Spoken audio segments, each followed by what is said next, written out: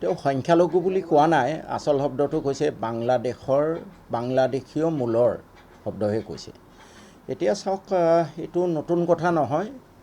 তেওঁ বিজেপিত যোগদান কৰাৰ পিছৰ পৰা যোৱা 10টা বছৰে সদায় তেওঁ ঘৃণাৰ টোপোলা এটা লৈ ফুৰে আৰু এই মানুহখিনিক তেওঁ গালি পৰাটো আগতেও বিভিন্ন বিশেষণ দি এই মানুহখিনিক গালি পাৰিছে।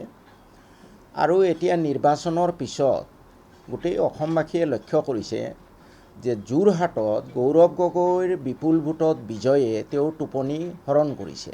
তেওঁ আচলতে নিজৰ অস্তিত্বলৈ শংকিত।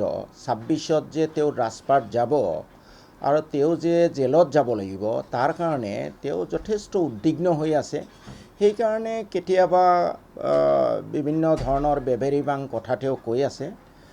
মই মুখ্যমন্ত্ৰী মহোদয়ক প্ৰশ্ন কৰিব খোজোঁ যে এই মানুহখিনিৰ প্ৰতি যদি ইমানেই ঘৃণা, তেতিয়াহ'লে আমাৰ সংবিধান অনুসৰি এই মানুহখিনিক হয় হিটলাৰে কৰাৰ দৰে গেছ চেম্বাৰ বনাই মাৰি পেলাওক, নহ'লে আপোনালোকৰ কেন্দ্ৰত চৰকাৰ আছে, এই মানুহখিনিক ক'ৰবাত টালি টোপোলা বান্ধি পঠাই দিয়ক। সেইটোতো পৰা নাই।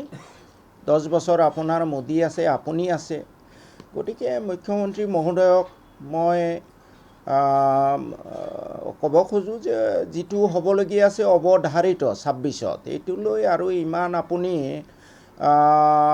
উদ্বিগ্ন হৈ বেবেৰিবাং কথা কোৱা বন্ধ কৰক। আৰু এটা কথা, কোৰ্টে নিয়মমতে সুমোটো কেছ ল'ব লাগে। তেওঁ শপত লৈছিলে সংবিধানৰ নামত যে মই কাৰো প্ৰতি, কোনো জনগোষ্ঠীৰ প্ৰতি বিদ্বেষ নৰখাকৈ মই কাম কৰিম। আজি তেওঁৰ প্ৰতিটো বাক্যই বিদ্বেষ, ঘৃণা, বিদ্বেষ যোৱা 10টা বছৰে প্ৰকাশ পাই আহিছে। আচলতে কোৰ্টে সুমোটো কেছে ল'ব লাগিছিলে। তেওঁ মুখ্যমন্ত্ৰী হৈ থকাৰ যি অধিকাৰ, নৈতিক অধিকাৰ তেওঁ হেৰুৱাই পেলাইছে। সংবিধানক অৱমাননা কৰিছে। তেওঁ নিজে ভগৱানৰ নামত খোৱা শপত তেওঁ উলংঘন কৰিছে।